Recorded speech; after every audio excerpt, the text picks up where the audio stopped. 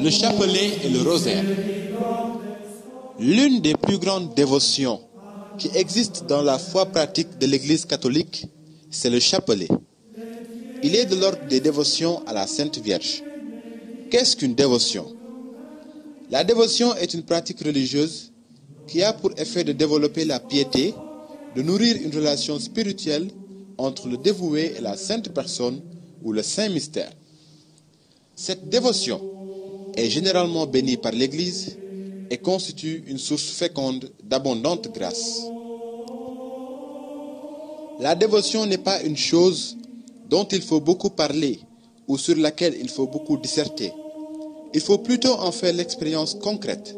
Celle-ci vaut plus que tout discours. Le chapelet, qui est la plus grande dévotion à la Sainte Vierge et que vous connaissez un tant soit peu, se compose ordinairement de 5 pater, Notre Père, et de 50 Ave, Je vous salue Marie, scindés en 5 dizaines et précédés du credo, d'un pater et de 3 Ave. C'est le chapelet que l'on utilise pour le rosaire, mais un plus grand.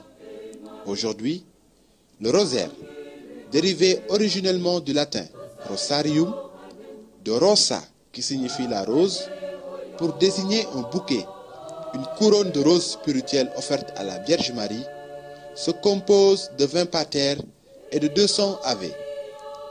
Ainsi, sont disposées 20 dizaines d'ave à réciter en méditant sur les 20 principaux mystères de la vie de notre Seigneur Jésus et de la Sainte Vierge, répartis en 4 groupes de 5, à savoir les mystères joyeux, les mystères lumineux, les mystères douloureux et les mystères glorieux. Mais tout cela est bien vite dit. Comment l'Église en est-elle arrivée à la pratique du chapelet et du rosaire? Quelle est l'histoire de ces deux dévotions mariales? Remontons au IIIe siècle de la vie de l'Église. À cette époque déjà, des formes encore primaires de dévotion mariale existaient. Cette prière bien connue est récitée après les complis. Sous l'abri de ta miséricorde, nous nous réfugions, Sainte Mère de Dieu.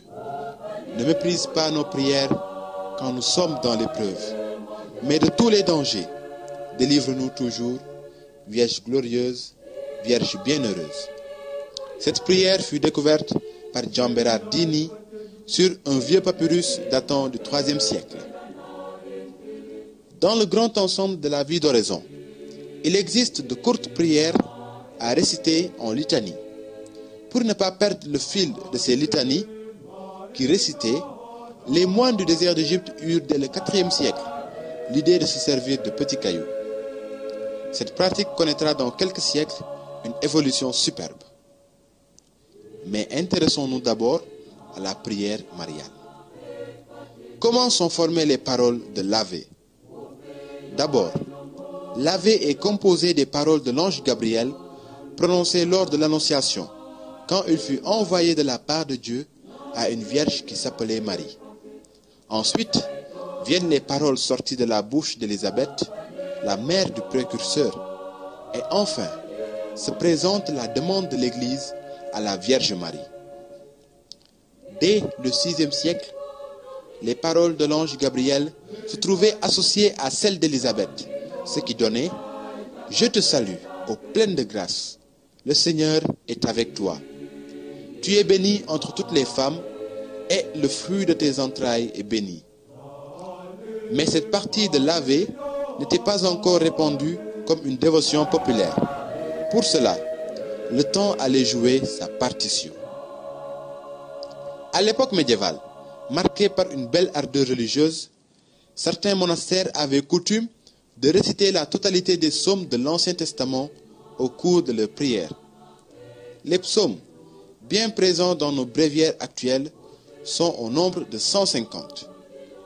Cette pratique de leur récitation entière existait dans l'ordre de Cluny, par exemple, fondé par le comte d'Auvergne et duc d'Aquitaine, Guillaume le Pieux, en 910. Mais réciter 150 psaumes, ce n'est pas donné à tout le monde. À côté du fait que certains moines étaient illettrés, un autre se présentait. la difficulté à retenir par cœur ces psaumes. Il fallait trouver solution à cela, car la communauté tout entière devait, d'un même cœur, élever sa prière vers Dieu comme l'encens. Alors, les psaumes furent remplacés pour ces moines par des patères. Il en fallait 150 selon le nombre des psaumes. La série des 150 patères était appelée à cette époque le sottier du Christ. Pour respecter le nombre des 150, les moines s'inspirèrent au Xe siècle de l'instrument dont se servaient les musulmans pour répéter leurs prières. Mais ce ne fut pas une photocopie, c'est évident. Les moines fabriquèrent un outil de prière formé de cordelettes avec des nœuds ou des grains de bois enfilés en collier pour compter les patères. Ils l'appelèrent le pater noster. Ce mot est formé du latin pater noster. Le premier chapelet qui a existé était donc destiné à la récitation du Notre Père. Au cours du même siècle, des moines zélés et pieux transforment la première partie de l'Ave, composée par Saint Grégoire le Grand, en prière de plus en plus récitée par le peuple des fidèles. Vers le XIe siècle, les paternotres commencèrent à être utilisés pour la récitation de l'Ave. Naturellement, il y avait 150 Ave que l'on scinda par la suite en 3 groupes de 50 Ave. Cette prière était appelée par analogie le sottier de la Vierge. La deuxième partie de l'Ave, quant à elle, connut sa formulation au XIIIe siècle. Dans les bréviaires de l'ordre des Chartreux, on retrouvait cette demande immédiatement adoptée par les chrétiens. Sancta Maria, Mater Dei, ora pro nobis peccatoribus. Sainte Marie, Mère de Dieu, prie pour nous pécheurs. En 1350, le reste de la deuxième partie apparut dans le même ordre des Chartreux. On lisait ceci: Nunc et in hora mortis nostrae, Amen. Maintenant et à l'heure de notre mort, Amen. Sainte Gertrude, une mystique ayant vécu au XIIIe siècle, tint à ajouter le nom Jésus à la fin de la première partie. C'est la formule actuelle que nous avons. Vous êtes bénie entre toutes les femmes, et Jésus, le fruit de vos entrailles, est béni. L'évolution de la formulation de l'Ave au Moyen Âge montre que le peuple des fidèles était très dévoué à cette prière mariale. Et dans beaucoup de familles chrétiennes, une place était aménagée pour une petite statue de la Sainte Vierge. Des roses rangées en couronne étaient déposées autour de la statue mariale, et le soir, toute la famille se réunissait pour réciter l'Ave sur chacune des roses. Mais les roses se fanaient et devaient être fréquemment changées. Lorsque le paternotre apparut, les grains de bois qui le composaient tinrent lieu de roses, et les fidèles les égrenaient en même temps qu'ils disaient l'Ave. Le paternotre changea de nom. Il devint désormais le chapelet, en référence au chapelle, c'est-à-dire la couronne de roses de la Sainte Vierge. Dans la piété des fidèles de cette époque, la récitation de l'Ave au fil des grains du chapelet équivalait spirituellement au tressage d'une couronne ou d'un chapelle de roses pour la Sainte Vierge. Voilà l'origine du mot rosaire. Dans sa dimension spirituelle, le chapelet est une couronne de roses que nous tressons pour notre mère et notre reine, la Vierge Marie. Au XIIIe siècle, le Saint-Rosaire formé de 15 mystères de 3 groupes, le groupe des mystères joyeux, des mystères douloureux et des mystères glorieux, reçut l'approbation manifeste de la Sainte Vierge elle-même. En 1214, elle demanda à Saint Dominique, fondateur de l'ordre des frères prédicateurs, de prêcher le Saint-Rosaire ou sottier de Marie, afin de gagner la conversion des pécheurs et des hérétiques albigeois. Ces hérétiques albigeois, appelés aussi cathares, refusaient de reconnaître l'autorité du pape en matière de foi. La seule autorité qui existait pour eux, c'était la Bible. Ils rejetaient aussi les sacrements de l'Église et professaient les doctrines fausses de la secte manichéenne. Il pillait églises et monastères, massacrait prêtres et religieux et persécutait les catholiques. Mais par la prédication du Saint-Rosaire, Saint Dominique put en convertir un grand nombre. Ému par la grande puissance de cette dévotion, il prescrivit aux religieux de son ordre de porter le rosaire à leur ceinture. L'amour et la dévotion de ce saint homme pour le rosaire furent conservés par l'un des plus grands propagateurs du Sochet de Marie, le bienheureux Alain de la Roche. Il fonda la confrérie du Sochet de Notre-Dame. Bien des siècles plus tard, le grand apôtre du rosaire, Saint Louis-Marie Grignon de Montfort, écrivait avec émotion: J'ai appris par ma propre expérience la force du rosaire pour convertir les cœurs endurcis. J'en ai trouvé des personnes sur lesquelles toutes les plus terribles vérités prêchées n'avaient fait aucune impression et qui, pour avoir par mon conseil pris la pratique de réciter tous les jours le rosaire, se sont convertis et donné tout à Dieu. Parmi les peuples des paroisses, les uns ayant quitté la pratique du chapelet et du rosaire sont retombés dans le péché. Les autres, pour l'avoir conservé, se sont conservés dans la grâce de Dieu. Sous le pontificat du pape Sixte IV, le rosaire fut officiellement reçu et pratiqué comme une des grandes prières de l'Église. La puissance de cette dévotion à la Sainte Vierge ne tarda pas à se manifester. En effet, le pape Pie V l'a recommandé fortement et sans cesse aux fidèles, quelques 2 années seulement avant l'invasion des Turcs à Rome en 1571. L'objectif des envahisseurs était de faire de la magnifique Rome, cœur de l'Église catholique, une ville musulmane. Le pape relança la ferveur du rosaire dans le cœur des chrétiens et de partout s'élevait une prière ardente et commune vers la Sainte Vierge en vue de la protection contre l'ennemi turc saccageur. La situation était telle que la guerre fut inévitable et la bataille devait se tenir au golfe de Lépante sur les côtes de la Grèce. À la tête de la flotte chrétienne, on avait placé un homme de confiance, Don Juan d'Autriche, pour le commandement. Cette bataille navale fut un désastre et une cruelle défaite pour les assaillants turcs, car ils y perdirent 30 000 hommes et pas moins de 200 vaisseaux. De même, environ 10 000 chrétiens détenus en captivité par eux furent libérés. Au cours de la bataille même, alors qu'il n'était pas au front, le pape Pie V semblait avoir reçu une révélation soudaine du dénouement de la bataille. Il se leva tout d'un coup en disant aux prélats qui l'entouraient: « Mes frères, allons rendre grâce à Dieu. Notre armée remporte la victoire. » C'était le 7 octobre 1571. Le pape Pie V attribua la victoire de Lépante au rosaire. Depuis cette victoire capitale, le 7 octobre est devenu, dans la liturgie catholique, un jour entièrement consacré à la mémoire de Notre-Dame du Rosaire, pour son intervention éclatante en faveur des chrétiens, et de Rome, où repose l'apôtre Pierre, premier pape de l'Église, et ses successeurs. C'est à l'occasion de cette victoire que l'invocation Auxilium Christianorum, secours des chrétiens, fut ajoutée aux litanies de la Sainte Vierge.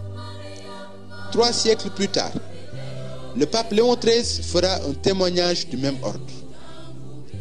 Il est bien reconnu, dit-il, que cette forme de prière qu'est le rosaire est si agréable à la Sainte Vierge qu'elle est particulièrement efficace pour sauver du danger l'Église et le peuple chrétien. La vérité de la puissance du rosaire n'est plus à démontrer, mes amis. Ce qui nous incombe, c'est d'en faire une prière quotidienne, en famille et partout. Pour ce qui concerne la pratique du rosaire en famille, écoutons ces mots du pape Pie XII, extrait de la lettre encyclique Ingruentium Malorum. C'est surtout au sein des familles que nous désirons que la pratique du rosaire soit répandue, religieusement conservée et sans cesse développée. C'est en vain qu'on s'efforce d'enrayer le déclin de la civilisation si on ne ramène pas à la loi de l'Évangile la famille, principe et fondement de la société. Nous tenons à le déclarer, la récitation du rosaire en famille est un des moyens les plus efficaces pour réaliser une entreprise si difficile. Quel spectacle suave et très agréable à Dieu quand, à la tombée de la nuit, le foyer chrétien résonne des louanges en l'honneur de la Reine Auguste du ciel. Alors, la récitation du rosaire rassemble devant l'image de la Sainte Vierge, dans une admirable union des cœurs, les parents et les enfants qui reviennent du travail de la journée. Cette prière les unit aux absents et aux défunts.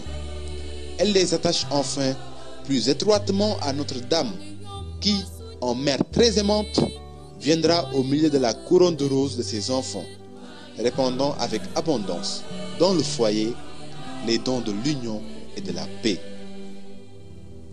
Par ailleurs, le pape Pie XII dit encore ceci: mettons une grande espérance dans le rosaire pour la guérison des maux qui affligent notre époque.